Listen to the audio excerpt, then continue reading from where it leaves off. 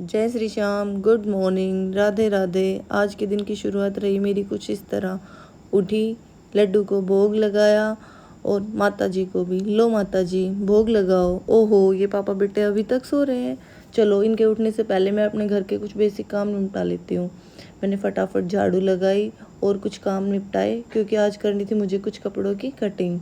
और फिर ये इनके उठने से पहले मैंने अपना ये कटिंग का काम भी निपटा लिया। कौन कौन मेरी तरह कटिंग करके कुछ इस तरह लेता है। और फिर मैं हुई अपने आज के गेटअप के लिए रेडी। चलो देखते हैं।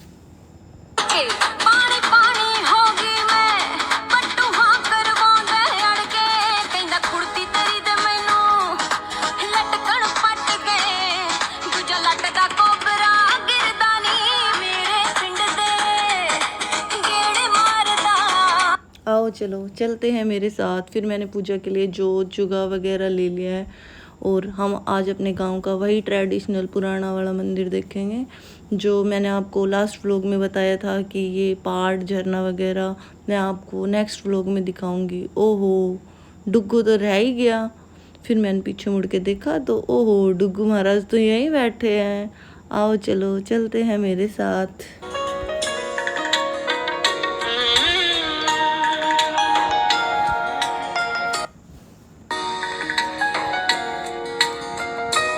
लो जी, बकरियां देख लो।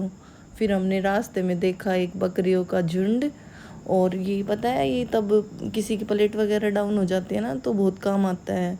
और एक बार मेरी हो गई थी, तब मैंने पिया था, लेकिन बहुत ज़्यादा बदबू आती है और पता नहीं लोग कैसे पी लेते हैं। मुझे तो बिल्कुल भी अच्छा नहीं लगा।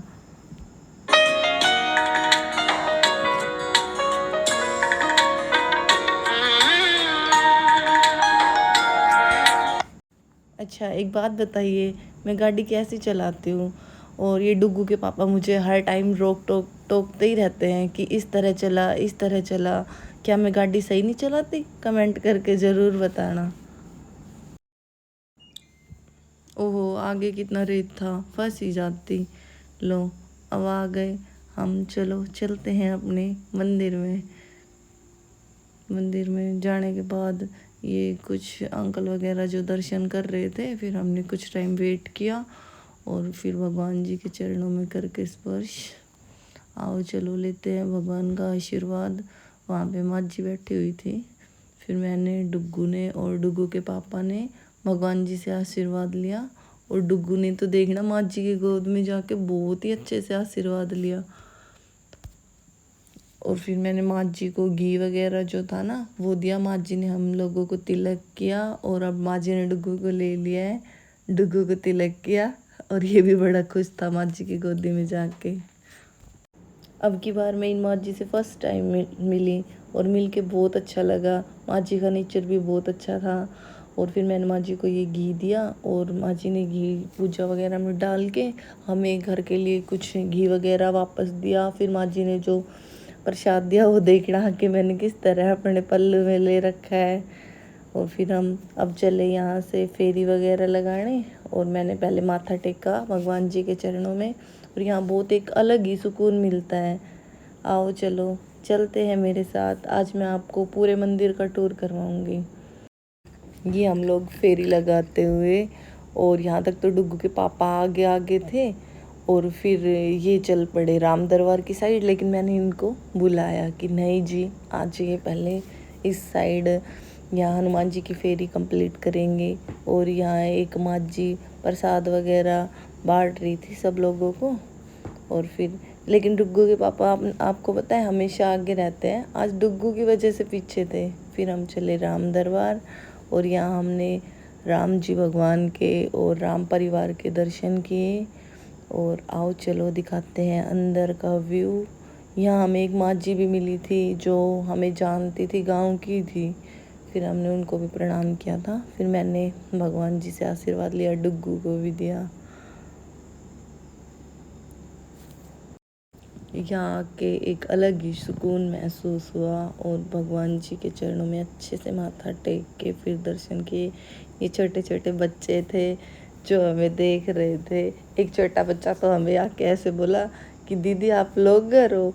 लेकिन मैंने उनको मना किया कि नहीं बेटा, हम तो वैसे वीडियो शूट कर रहे हैं, क्योंकि बच्चे फिर वायरल कर देते हैं, गांव में जाके सबको बता देते हैं। और ये इस साइड हमारा हवन कुंड है, जहाँ पे हनुमान जयंती पे हवन वगैरह किया जाता है। और हम भी आते हैं तब वो जहाँ पे, तब यहाँ पूजा वगैरह होती है।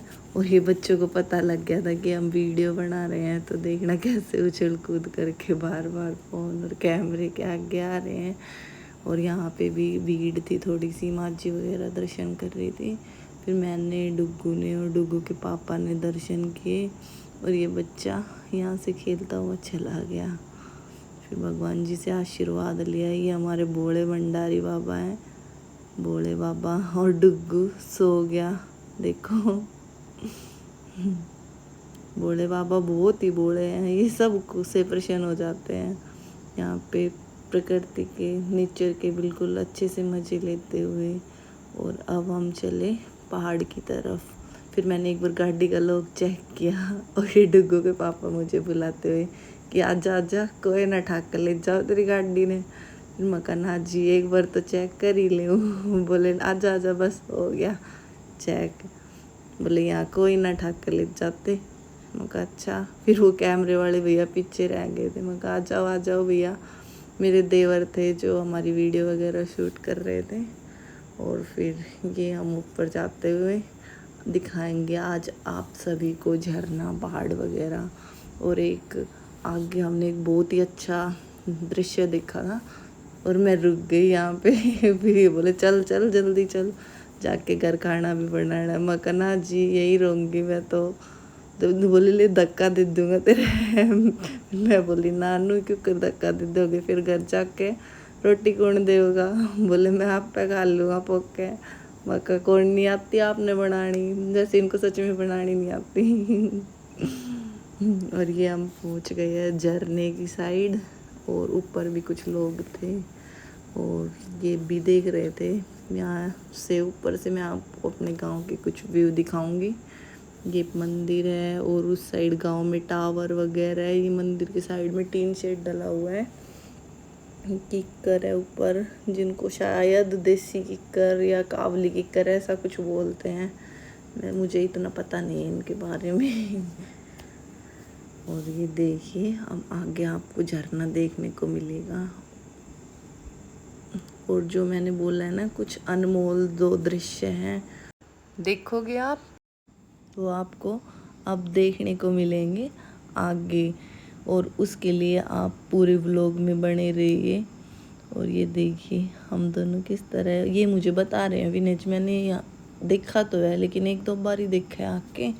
और इनको ज़्यादा पता है क्योंकि यहाँ बचपन से रहते देखते आए हैं ना, इसलिए। और मैं तो वही रुक के देखने लगी।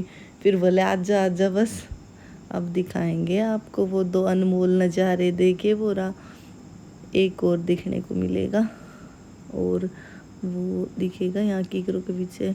देख के बताना किस किस को मिला, कमेंट में क्या दिखा। और मेरा तो बहुत मन कर रहा था उनको देख के शहद वगैरह खाने का। और जिसको दिखा ना वो कमेंट करके ज़रूर बताना। फिर ऊपर ये एक खंडर टाइप घर बना हुआ था, शायद यहाँ पहले कोई रहता भी होगा।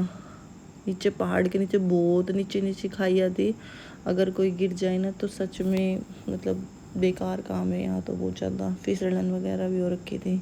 और मैं जाग के थक के और बैठ गई यहाँ।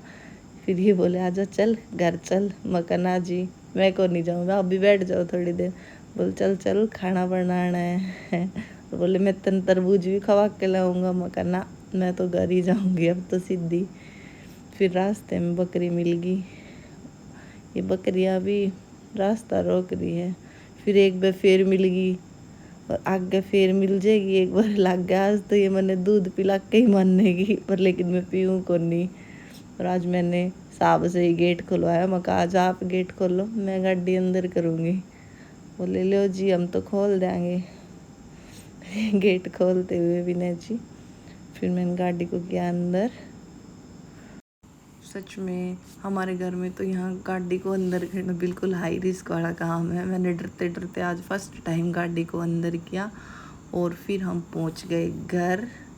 और फिर ये मुझे बोले पहुँच तो गई, बड़ी खुश हो रही आज तो घूम के, अब गेट खुद ही बंद कराएगी। फिर मैंने कहा ठीक है जी, मैं कर दूँगी, कोई बात नहीं, आप लो मौज।